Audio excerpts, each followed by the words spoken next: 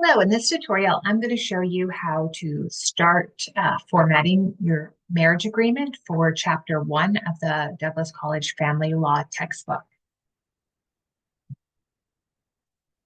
The first thing I'm going to do is check my line spacing options.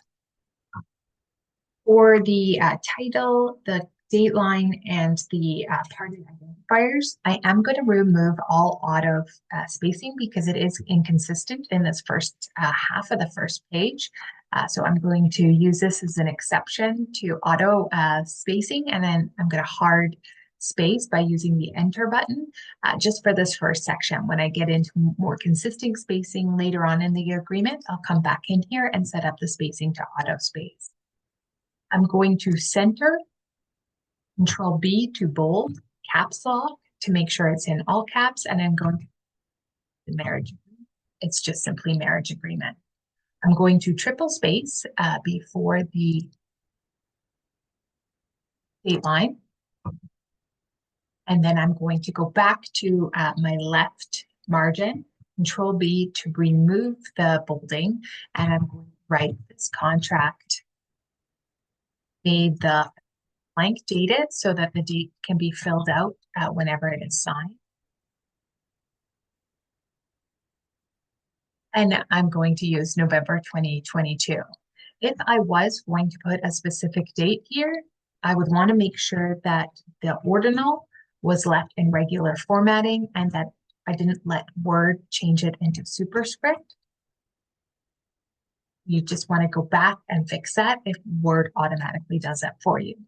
However, in this example, I am going to put blank data. Next, I'm going to triple space, and I'm going to write between to indicate that I'm about to introduce the parties. If I had more than two parties, I would write the word among, but in this case, we only have two parties, so I am going to write between. Then I'm just going to double space before I put the party's name. For the party identifiers, I want to have a 1.5 inch indent from the left margin and a 1/2 inch indent from the right margin. If your ruler is in centimeters like mine, then 1 inch is about 2.5 centimeters, and 1/2 inch is about 1.25 centimeters. I'm then going to write the name of the first party, which is Mary Martin. And I have her information already, so I can copy and paste it. If you do have the opportunity to copy and paste names, addresses into your documents, that's usually the most efficient and the least likelihood of having typos because you're not recreating it. One thing you do have to watch out when you are copying and pasting is that you may be getting different font. So I have Aptos there and I have Arial here. So I'm going to select all and make sure it's Arial 12.5. Then I'm going to double space, going to define Mary Martin just as Mary. I'm going to use a traditional way of defining. I could just put Mary here. That's a more modern way of doing it. I follow the precedent and use that traditional wording here and after all Mary. I'm going to put her name in bold so it's really easy to spot that I have defined Mary as being this particular Mary Martin, accountant of 3094 Maple Street. Another thing you want to watch out for is that you are capitalizing city in all your party descriptors and the P in province so that you're not missing one of those and having it inconsistent. Then I'm going to do another double space. I'm going to write a line and move my margin or my indent back to the margin. And again, because we are using traditional formatting, we are going to use up at first. With more modern style formatting, we would not include this part of the agreement, but we want to follow whatever our lawyer preferences are. I'm going to double space and I'm going to add the word and to indicate, oops, and I have to left align that to indicate that I'm about to introduce the next party.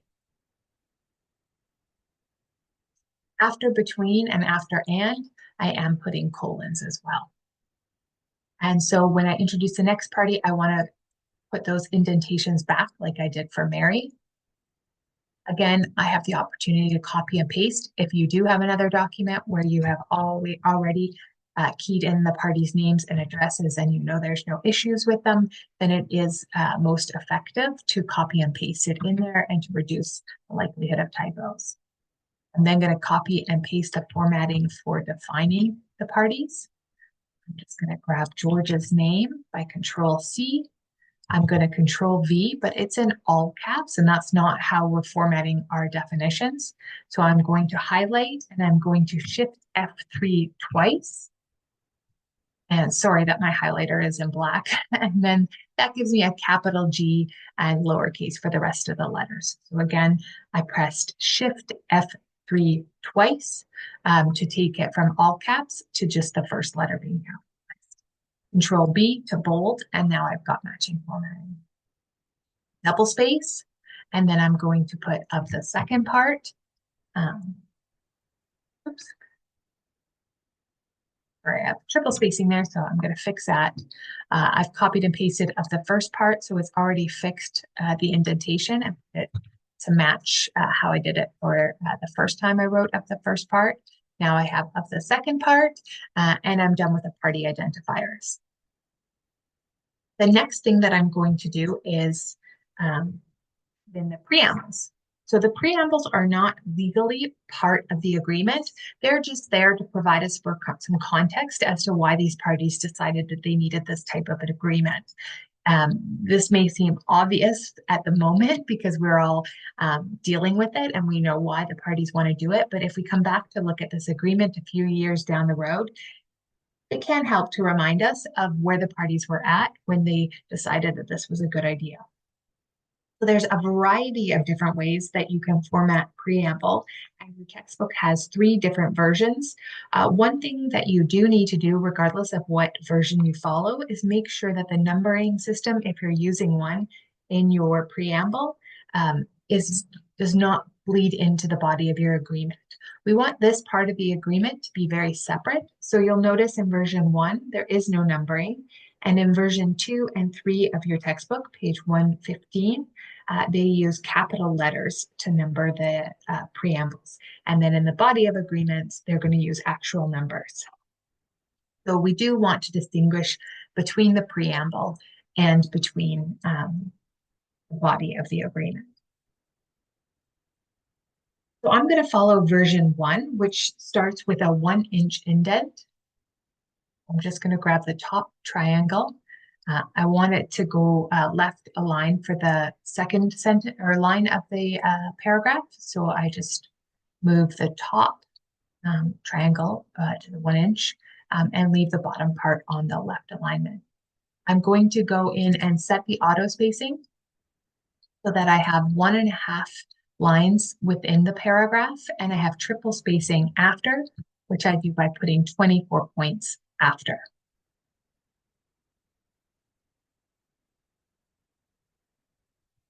Then going to key in whatever wording the lawyer wants. That's all right.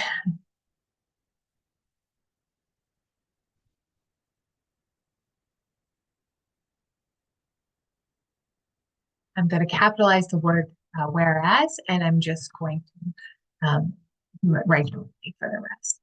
So whereas the parties were married to each other.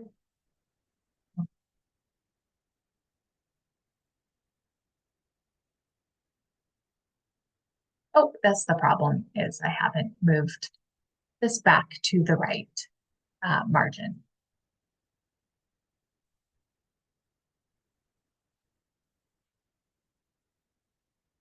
Capitalize agreement because I'm referring to this marriage agreement.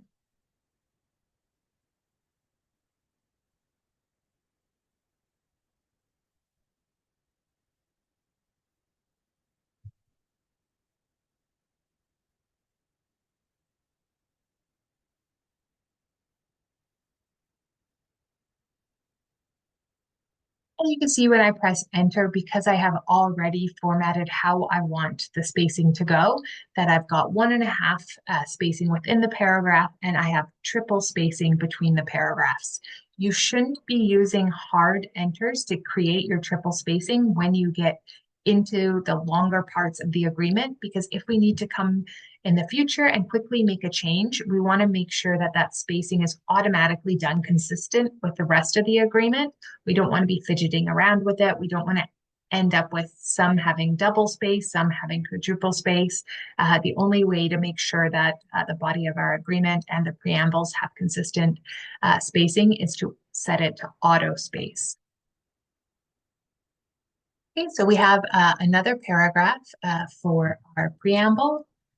You can have as much preamble as the lawyer determines necessary. So in this example, we just have 2 paragraphs. And then we are going to have our consideration clause. So every agreement needs to have consideration, meaning that obligations flow back and forth between the parties so that it's legally binding. If only one party is agreeing to do something and the other party's getting that for free, that's just a gift, and gifts aren't legally binding. So in order to have a legally binding agreement, we do need to make sure that both parties are giving or agreeing to do something. So we do always begin every agreement with what we call a consideration clause that sets out that there are mutual promises that are contained in the agreement. So that's the first part of your agreement. I'm going to stop here. So just to recap, we have the title of the agreement, the date line, the party identifiers, the preamble, and the consideration clause. In the second video, I will show you how to format the body of the agreement and the attestations.